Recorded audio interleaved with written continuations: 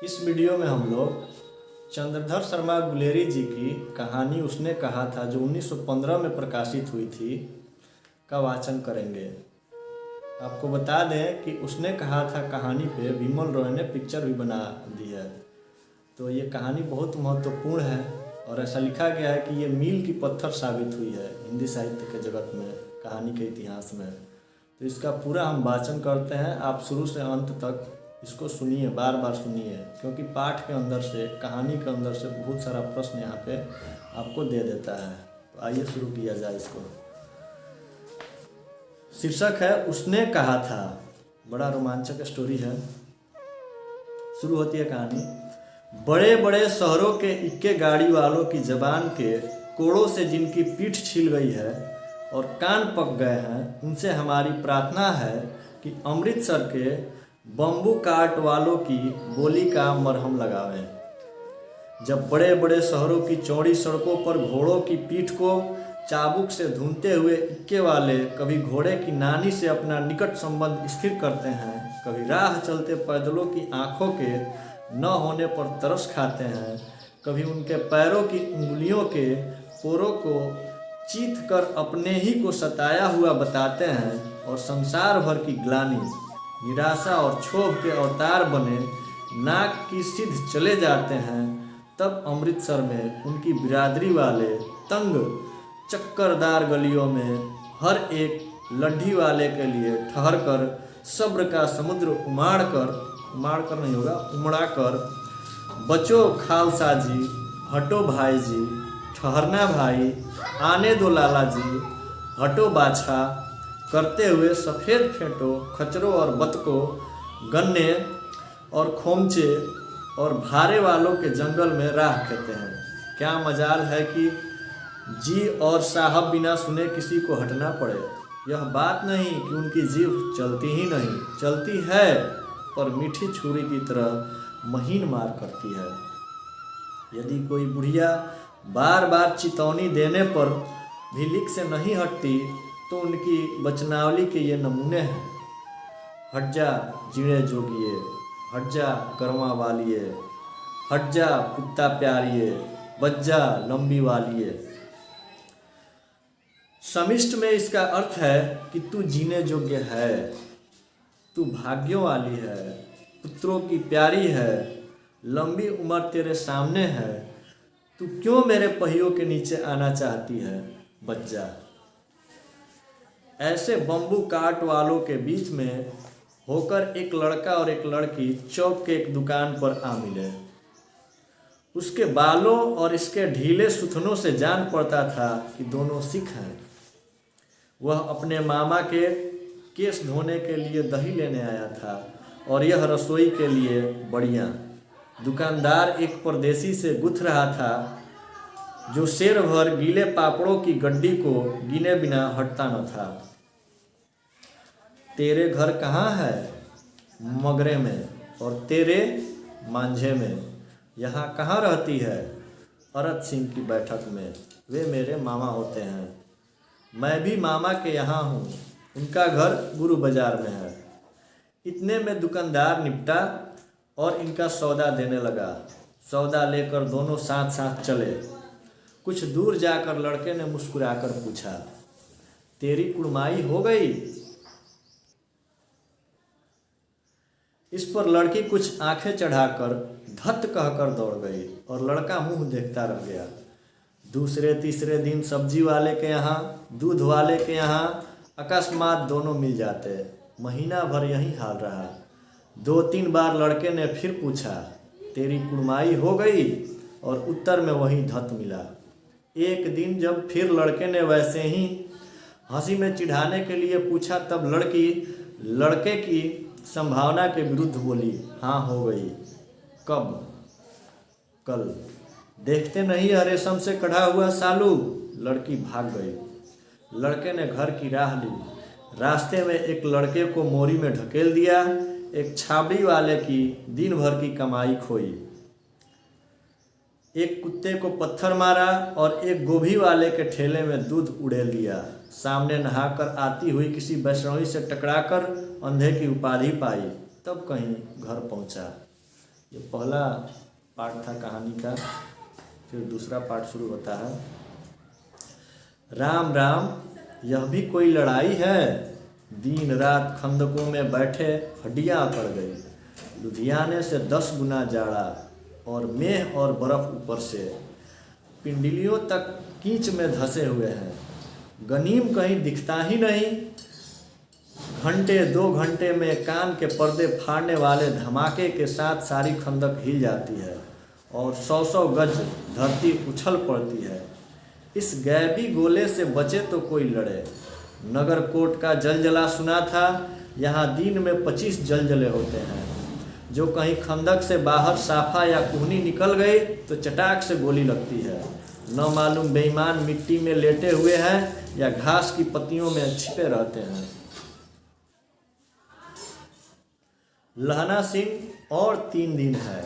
4 तो खंदक में बिता ही दिए, परसों रिलीफ आ जाएगी और फिर 7 दिन की छुट्टी। अपने हाथों झटका करेंगे और पेट भर खाकर सो रहेंगे। उसी फिरंगी मेम के बाग में मखमल की सी हरी घास है। फल और दूध की वर्षा कर देती है। लाख कहते हैं, दाम नहीं लेती। कहती है, तुम राजा हो, मेरे मुल्क को बचाने आए हो। 4 दिन तक पलक नहीं झपी। बिना फेरे घोड़ा बिगड़ता है और बिना लड़े सिपाही। मुझे तो संगीन चढ़ाकर मार्च का हुक्म मिल जाए, फिर 7 जर्मनों को अकेला मारकर न लौटूं तो मुझे दरबार साहब की देहली पर मत्था टेकना नसीब न हो। पाजी कहीं के कलों के घोड़े संगीन देखते ही मुंह फाड़ देते हैं और पैर पकड़ने लगते हैं। यों अंधेरे में 30-30 मन का गोला फेंकते हैं। उस दिन धावा किया था, 4 मील तक एक जर्मन नहीं छोड़ा था। पीछे जनरल ने हट जाने का कमान दिया, नहीं तो सीधे बर्लिन पहुंच जाते। क्यों? सूबेदार हजारा सिंह ने मुस्कुराकर कहा, लड़ाई के मामले में जमदार या नायक के चलाए नहीं चलते। बड़े अफसर दूर की सोचते हैं। 300 मील का सामना है, एक तरफ बढ़ गए तो क्या होगा? सूबेदार जी, सच है, लहना सिंह बोला, पर करे क्या? हड्डियों में जो जाड़ा धंस गया है। सूर्य निकलता नहीं और खाई में दोनों तरफ से चंबे की बावलियों के से सोते झड़ रहे हैं। एक धावा हो जाए तो गर्मी आ जाए। उद्यमी उठ, सिगड़ी के कोले डाल। बजीरा, तुम 4 जन बाल्टियां लेकर खाई का पानी बाहर फेंको। महासिंह, शाम हो गई है, खाई के दरवाजे का पहरा बदल दे। यह कहते हुए सूबेदार सारी खंदक में चक्कर लगाने लगे। बजीरा सिंह पलटन का विदूषक था। बाल्टी में गंदला पानी लेकर खाई के बाहर फेंकता हुआ बोला, मैं पाधा बन गया हूँ। करो जर्मनी के बादशाह का तर्पण। इस पर सब खिलखिला पड़े और उदासी के बादल फट गए। लहना सिंह ने दूसरी बाल्टी भर उसके हाथ में देकर कहा, अपनी बाड़ी के खरबूजों में पानी दो। ऐसा खाद पानी पंजाब भर में नहीं मिलेगा। हाँ, देश क्या है? स्वर्ग है। मैं तो लड़ाई के बाद सरकार से 10 गुना जमीन यहाँ मांग लूँगा और फलों के बूटे लगाऊँगा। लौड़ी होरा को भी यहाँ बुला लोगे या वहीं दूध पिलाने वाली फिरंगी मेम? चुप कर। यहाँ वालों को शर्म नहीं। देश देश की चाल है। आज तक मैं उसे समझा न सका कि सिख तमाकू नहीं पीते। वह सिगरेट देने में हठ करती है, ओठों में लगाना चाहती है और मैं पीछे हटता हूँ तो समझाती है कि राजा बुरा मान गया, अब मेरे मुल्क के लिए लड़ेगा नहीं। अच्छा, अब बोधा सिंह कैसा है? अच्छा है, जैसे मैं जानता ही न हूँ। रात भर तुम अपने दोनों कंबल उसे उठाते हो और आप सिगड़ी के सहारे गुजर करते हो। उसके पहरे पर आप पहरा दे आते हो। अपने सूखे लकड़ी के तख्तों पर उसे सुलाते हो और आप कुचड़ में पड़े रहते हो। कहीं तुम न मांदे पड़ जाना। जाड़ा क्या है? मौत है, और निमोनिया से मरने वालों को मुरब्बे नहीं मिला करते। मेरा डर मत करो, मैं तो बुलेल की खड के किनारे मरूंगा। भाई कीरत सिंह की गोदी पर मेरा सिर होगा और मेरे हाथ के लगाए हुए आंगन के आम के पेड़ की छाया होगी। वजीरा सिंह ने त्योरी चढ़ाकर कहा, क्या मरने की लगाई है? मरे जर्मनी और तुर्क। हाँ भाइयों, कुछ गाओ। हाँ, कैसे? दिल्ली शहर ते पिशौरी नू जान दिए, कर लेना लौंगा दा व्यापार मंडिए, कर लेना नड़ेदा सौदा अड़िए, ओए लौड़ा चटका कदुए नू।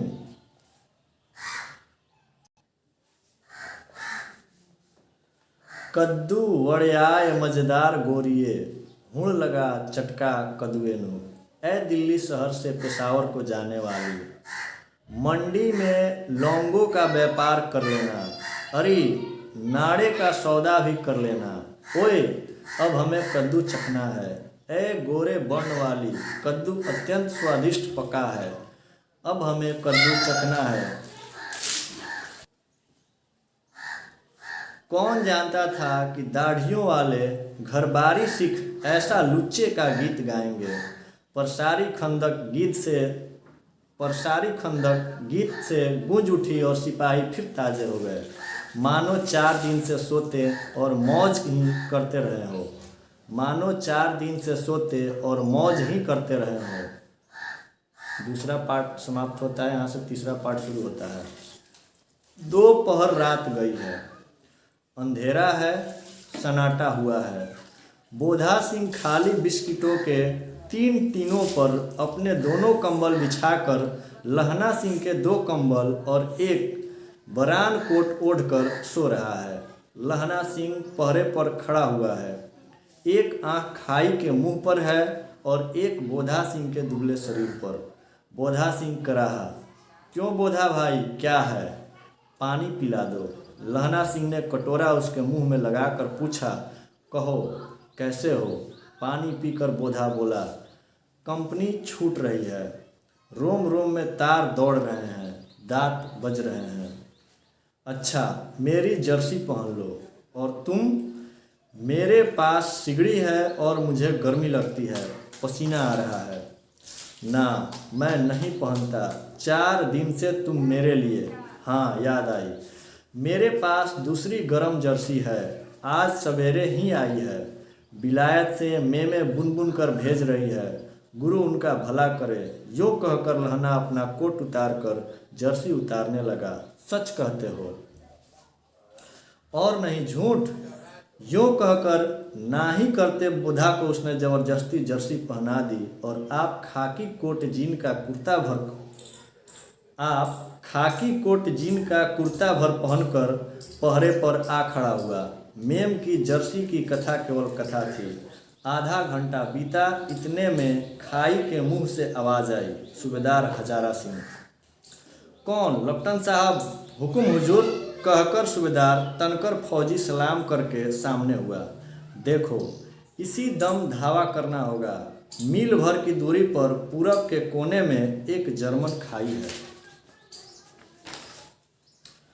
उसमें 50 से ज़्यादा जर्मन नहीं है। इन पेड़ों के नीचे नीचे 2 खेत काट कर रास्ता है, 3-4 घुमाव है, जहाँ मोड़ है वहाँ 15 जवान खड़े कर आया हूँ। तुम यहाँ 10 आदमी छोड़कर सबको साथ ले उनसे जा मिलो, खंदक छीन कर वहीं जब तक दूसरा हुक्म न मिले डटे रहो, हम यहाँ रहेगा। जो हुक्म। चुपचाप सब तैयार हो गए। बोधा भी कंबल उतार कर चलने लगा। तब लहना सिंह ने उसे रोका। लहना सिंह आगे हुआ तो बोधा के बाप सूबेदार ने उंगली से बोधा की ओर इशारा किया। लहना सिंह समझकर चुप हो गया। पीछे 10 आदमी कौन रहे, इस पर बड़ी हुज्जत हुई। कोई रहना न चाहता था। समझा बुझाकर सूबेदार ने मार्च किया। लपटन साहब लहना की सिगड़ी के पास मुंह फेर कर खड़े हो गए और जेब से सिगरेट निकालकर सुलगाने लगे। 10 मिनट बाद उन्होंने लहना की ओर हाथ बढ़ाकर कहा, लो तुम भी पियो। आंख मारते मारते लहना सिंह सब समझ गया। मुंह का भाव छिपाकर बोला, लाओ साहब। हाथ आगे करते ही उसने सिगड़ी के उजाले में साहब का मुंह देखा, बाल देखा, मुंह देखा, बाल देखे, तब उनका माथा ठनका, तब उसका माथा ठनका। लपटन साहब के पट्टियों वाले बाल एक दिन में कहाँ उड़ गए और उनकी जगह कैदियों के से कटे हुए बाल कहाँ से आ गए। शायद साहब शराब पिए हुए हैं और उन्हें बाल कटाने का मौका मिल गया है। लहना सिंह ने जांचना चाहा। लपटन साहब 5 वर्ष से उसकी रेजिमेंट में थे। क्यों साहब, हम लोग हिंदुस्तान कब जाएंगे? लड़ाई खत्म होने पर। क्यों, क्या यह देश पसंद नहीं? नहीं साहब, शिकार के वे मज़े यहाँ कहाँ। याद है पार साल नकली लड़ाई के पीछे हम आप जगाधरी जिले में शिकार करने गए थे। हाँ हाँ, वहीं जब आप खोते पर सवार थे और आपका खानसामा अब्दुल्ला रास्ता के एक मंदिर में जल चढ़ाने को रह गया था। बेशक पाजी कहीं का, सामने से वह नीलगाय निकली कि ऐसी बड़ी मैंने कभी ना देखी थी, और आपकी एक गोली कंधे में लगी और पुट्ठे में निकली। ऐसे अफसर के साथ शिकार खेलने में मज़ा है। क्यों साहब, शिमले से तैयार होकर उस नीलगाय का सिर आ गया था ना। आपने कहा था कि रेजिमेंट की मैस में लगाएंगे। हाँ, पर मैंने वह विलायत भेज दिया। ऐसे बड़े बड़े सिंह 2-2 फुट के तो होंगे। हाँ, लहना सिंह 2 फुट 4 इंच के थे। तुमने सिगरेट नहीं पिया? पीता हूँ साहब, दिया सलाई ले आता हूँ, कहकर लहना सिंह खंदक में घुसा। अब उसे संदेह नहीं रहा था और उसने झटपट निश्चय कर लिया कि क्या करना चाहिए। अंधेरे में किसी सोने वाले से वह टकराया। कौन? वजीरा सिंह। हाँ, क्यों लहना, क्या कयामत आ गई है? जरा तो आंख लगने दी होती।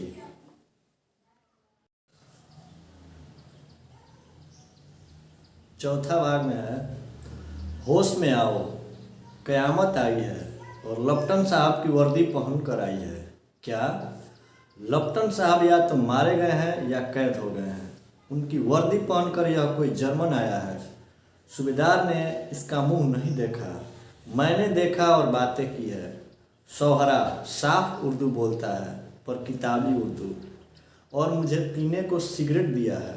तो अब मारे गए, धोखा है। सूबेदार कीचड़ में चक्कर काटते फिरेंगे और यहाँ खाई पर धावा होगा। उधर उन पर खुले में धावा होगा। उठो, एक काम करो, पलटन के पैरों के निशान देखते देखते दौड़ जाओ। अभी बहुत दूर न गए होंगे। सूबेदार से कहो कि एकदम लौट आए। खंदक की बात झूठ है। चले जाओ, खंदक के पीछे से निकल जाओ, पत्ता तक न खड़के, देर मत करो। हुक्म तो यह है कि यहीं। ऐसी तैसी हुक्म की। मेरा हुक्म जमदार लहना सिंह, जो इस वक्त यहाँ सबसे बड़ा अफसर है, उसका हुक्म है। मैं लपटन साहब की खबर लेता हूँ, पर यहाँ तो तुम 8 ही हो। 8 नहीं, 10 लाख। एक अकालिया सिख 1.25 लाख के बराबर होता है। चले जाओ। लौटकर खाई के मुहाने पर लहना सिंह दीवार से चिपक गया। उसने देखा कि लपटन साहब ने जेब से बेल के बराबर 3 गोले निकाले। तीनों को जगह जगह खंदक की दीवारों में घुसेड़ दिया और तीनों में एक तार सा बांध दिया। तार के आगे सूत की एक गुत्थी थी, जिसे सिगड़ी के पास रखा। बाहर की तरफ कर एक दिया सलाई जलाकर गुत्थी पर रखने। बिजली की तरह दोनों हाथों से उल्टी बंदूक को उठाकर लहना सिंह ने साहब की कोहनी पर तान कर दे मारा। धमाके के साथ साहब के हाथ से दिया सलाई गिर पड़ी। लहना सिंह ने एक कुंदा साहब की गर्दन पर मारा और साहब आंख mean gets, oh my God, कहते हुए चित्त हो गए। लहना सिंह ने तीनों गोले बीनकर खंदक के बाहर फेंके और साहब को घसीट कर सिगड़ी के पास लिटाया। जेबों की तलाशी ली। 3-4 लिफाफे और एक डायरी निकालकर उन्हें अपनी जेब के हवाले किया। साहब की मूर्छा हटी। लहना सिंह हंसकर बोला, क्यों लपटन साहब, मिजाज कैसा है? आज मैंने बहुत बातें सीखी। यह सीखा कि सिख सिगरेट पीते हैं, यह सीखा कि जगाधरी के जिले में नील गायें होती है और उनके 2 फुट 4 इंच के सींग होते हैं। यह सीखा कि मुसलमान खानसामा मूर्तियों पर जल चढ़ाते हैं, लपटन साहब खोते पर चढ़ते हैं। पर यह तो कहो, ऐसी साफ उर्दू कहाँ से सीख आए?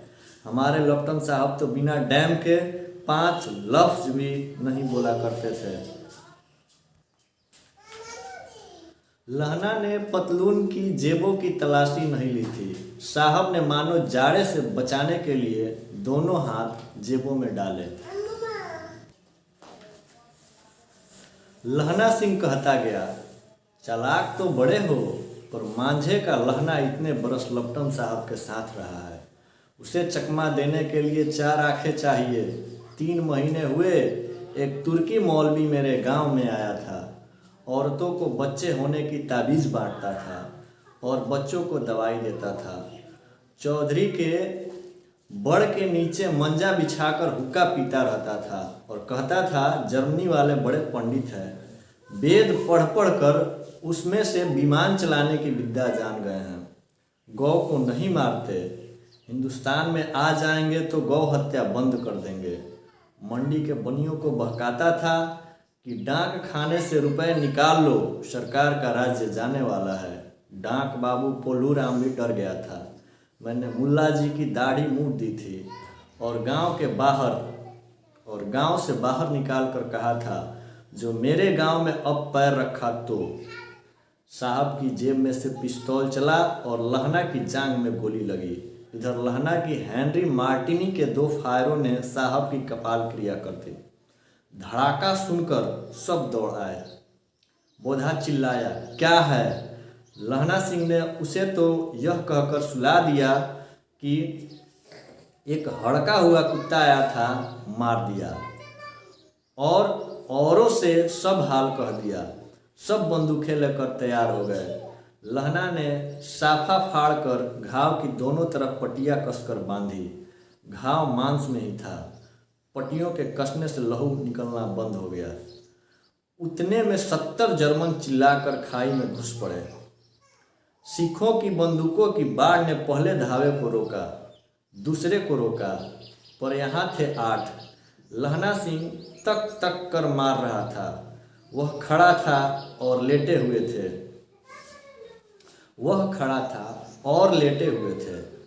और वे 70 अपने मुर्दा भाइयों के शरीर पर चढ़कर जर्मन आगे घुसे आते थे। थोड़े से मिनटों में वे अचानक आवाज़ आई, वाह गुरु जी की फतह, वाह गुरु जी का खालसा। और धड़ाधड़ बंदूकों के फायर जर्मनों की पीठ पर पड़ने लगे। ऐन मौके पर जर्मन 2 चक्की के पाटों के बीच में आ गए। पीछे से सूबेदार हजारा सिंह के जवान आग बरसाते थे और सामने लहना सिंह के साथियों के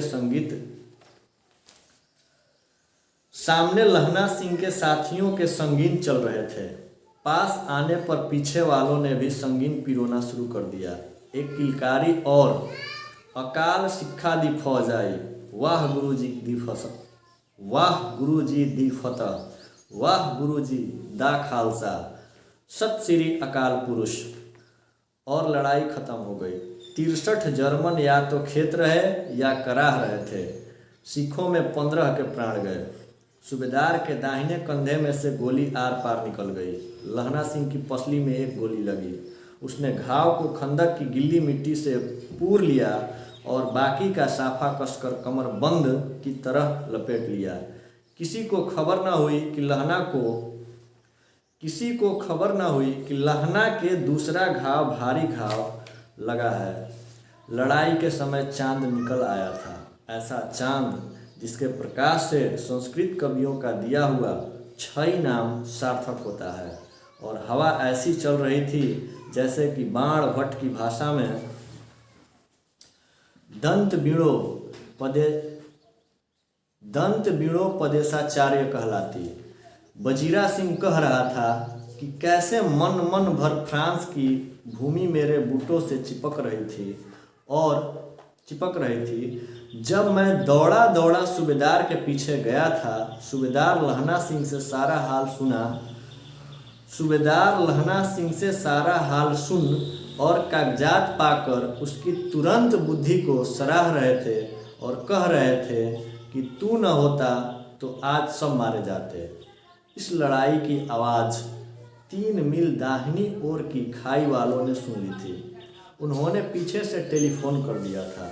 वहाँ से झटपट 2 डॉक्टर और 2 बीमार ढोने की गाड़ियाँ चली, जो कोई 1.5 घंटे के अंदर आ पहुँची। फील्ड अस्पताल नज़दीक था। सुबह होते होते वहाँ पहुँच जाएंगे, इसलिए मामूली पट्टी बांधकर एक गाड़ी में घायल लिटाए गए और दूसरी में लाशें रखी गईं। सूबेदार ने लहना सिंह की जांघ में पट्टी बंधवानी चाहिए, पर उसने यह कहकर टाल दिया कि थोड़ा घाव है, सवेरे देखा जाएगा। बोधा सिंह ज्वर में बर्रा रहा था। वह गाड़ी में लिटाया गया। लहना को छोड़कर सूबेदार जाते नहीं थे। यह देख लहना ने कहा, तुम्हें बोधा की कसम है और सूबेदारनी की सौगंध जो इस गाड़ी में न चले जाओ, और तुम मेरे लिए वहाँ पहुँचकर गाड़ी भेज देना, और जर्मन मुर्दों के लिए भी तो गाड़ियाँ आती होंगी। मेरा हाल बुरा नहीं है, देखते नहीं मैं खड़ा हूँ। वजीरा सिंह मेरे पास है ही। अच्छा सर। बोधा गाड़ी पर लेट गया। भला आप भी चढ़ जाओ। सुनिए तो सूबेदारनी, होरा को चिट्ठी लिखो तो मेरा मत्था टेकना लिख देना, और जब घर जाओ तो कह देना कि मुझसे जो उन्होंने कहा था वह मैंने कर दिया। गाड़ियाँ चल पड़ी थी। सूबेदार ने चढ़ते चढ़ते लहना का हाथ पकड़कर कहा, तूने मेरे और बोधा के प्राण बचाए हैं, लिखना कैसा? साथ ही घर चलेंगे। अपनी सूबेदारनी को तू ही कह देना उसने क्या कहा था। अब आप गाड़ी पर चढ़ जाओ। मैंने जो कहा है वह लिख देना और कह भी देना। गाड़ी के जाते ही लहना लेट गया। वजीरा पानी पिला दे और मेरा कमरबंद खोल दे, तर हो रहा है। चौथा भाग यहाँ पे खत्म होता है। 5वां भाग यहाँ से शुरू होता है। मृत्यु के पश्चात, मृत्यु के कुछ समय पहले स्मृति बहुत साफ हो जाती है। जन्म भर की घटनाएं एक एक करके सामने आती है। सारे दृश्यों के रंग साफ होते हैं। समय की धुंध बिल्कुल उन पर से हट जाती है। लहना सिंह 12 वर्ष का है। अमृतसर में मामा के यहाँ आया हुआ है। दही वाले के यहाँ, सब्जी वाले के यहाँ, हर कहीं उसे एक 8 वर्ष की लड़की मिल जाती है। जब वह पूछता है तेरी कुड़माई हो गई, तब धत कहकर वह भाग जाती है। एक दिन उसने वैसे ही पूछा तो उसने कहा, हाँ कल हो गई। देखते नहीं यह रेशम के फूलों वाला सालू। सुनते ही लहना सिंह को दुख हुआ, क्रोध हुआ। क्यों हुआ? वजीरा सिंह पानी पिला दे। 25 वर्ष बीत गए। अब लहना सिंह नंबर 77 राइफल में जमदार हो गया है। उस 8 वर्ष की कन्या का ध्यान ही न रहा। न मालूम वह कभी मिली थी या नहीं। 7 दिन की छुट्टी लेकर जमीन के मुकदमे की पैरवी करने वह अपने घर गया। वहाँ रेजिमेंट के अफसर की चिट्ठी मिली कि फौज लाम पर जाती है, फौरन चले आओ। साथ ही सूबेदार हजारा सिंह की चिट्ठी मिली कि मैं और बोधा सिंह भी लाम पर जाते हैं, लौटते समय हमारे घर होते जाना, साथ चलेंगे। सूबेदार का गांव रास्ते में पड़ता था और सूबेदार उसे बहुत चाहता था। लहना सिंह सूबेदार के यहाँ पहुँचा। जब चलने लगे तब सूबेदार बेड़े में से निकलकर आया। बोला, लहना, सूबेदारनी तुमको जानती है, बुलाती है, जा मिला। लहना सिंह भीतर पहुंचा। सूबेदारनी मुझे जानती है। कब से? रेजिमेंट के क्वार्टरों में तो कभी सूबेदार के घर के लोग रहे नहीं। दरवाजे पर जाकर मत्था टेकना कहा। आशीष सुनी। लहना सिंह चुप। मुझे पहचाना नहीं, तेरी कुड़माई हो गई। धत, कल हो गई, देखते नहीं रेशमी बूटों वाला सालू अमृतसर में। भावों की टकराहट से मूर्छा खुली, करवट बदली, पसली का घाव बह निकला।